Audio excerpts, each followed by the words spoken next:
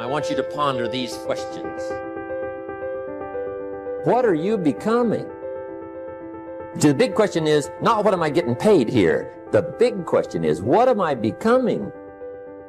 Because true happiness is not contained in what you get. Happiness is contained in what you become. Are we living the lives we want to live, or are we living stereotyped lives based on phony values? Usually they're a combination of both, a kind of compromise which says surely other people must have some idea of what constitutes the good life. After all, there are so many of them. But when we look closer, we see that they're living shadow lives, as Mumford calls them. In competition, ice skating, you've seen a couple match each other's movements almost perfectly. It's called shadow skating, I believe. They try to match each other's movements so perfectly that each might be the other's shadow. You know, everybody has a different temperament and personality, and it's something that has to be developed, over a period of time. If you're too shy, you should really learn to push that into a small corner and speak up more. If you're a little too loud, maybe you should, calm down just a little bit. But we shouldn't try to just radically become someone else. But that's what sophistication and civilization is supposed to do, is to make us civil. And all so-called civilized peoples have increasingly become crazy and self-destructive because through excessive thinking they have lost touch with reality. A person who thinks all the time has nothing to think about except thought. So he loses touch with reality and lives in a world of illusion. By thoughts, I mean specifically chatter in the skull, perpetual and compulsive repetition of words, of reckoning and calculating.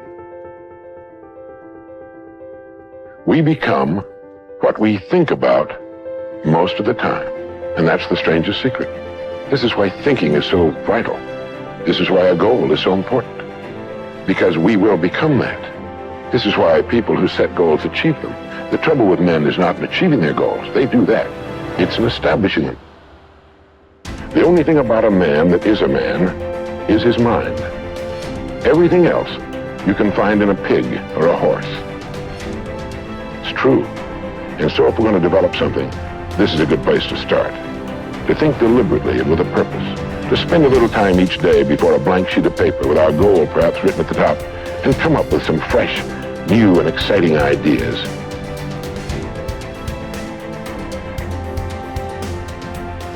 How to get the results you want. The principal reasons for failure are lack of confidence and too much effort. Many people block answers to their prayers by failing to fully comprehend the workings of their subconscious mind. When you know how your mind functions, you gain a measure of confidence. You must remember, whenever your subconscious mind accepts an idea, it immediately begins to execute it. It uses all its mighty resources to that end and mobilizes all the mental and spiritual laws of your deeper mind. This law is true for good or bad ideas. Consequently, if you use it negatively, it brings trouble, failure, and confusion. When you use it constructively, it brings guidance, freedom, and peace of mind. The right answer is inevitable when your thoughts are positive, constructive, and loving. From this, it is perfectly obvious that the only thing you have to do in order to overcome failure is to get your subconscious to accept your idea or request by feeling its reality now, and the law of your mind will do the rest. Turn over your request with faith and confidence, and your subconscious will take over and answer for you. You will always fail to get results by trying to use mental coercion. Your subconscious mind does not respond to coercion. It responds to your faith or conscious mind acceptance. Your failure to get results may also arise from such statements as, "Things are getting worse. I will never get an answer. I see no way out. It is hopeless. I don't know what to do. I'm all mixed up." When you use such statements, you get no response or cooperation from your subconscious mind. Like a soldier marking time, you neither go forward nor backward. In other words, you don't get anywhere. If you get into a taxi and give a half dozen different directions to the driver in 5 minutes, he would become hopelessly confused and probably would refuse to take you anywhere. It is the same when working with your subconscious mind. There must be a clear-cut idea in your mind. You must arrive at the definite decision that there is a way out, a solution to the vexing problem in sickness. Only the infinite intelligence within your subconscious knows the answer. When you come to that clear-cut conclusion in your conscious mind, your mind is then made up, and according to your belief, it is done unto you. Easy does it. A house owner once remonstrated with a furnace repairman for charging $200 for fixing the boiler. The mechanic said, "I charged 5 cents for the missing bolt and $199.95 for knowing what was wrong."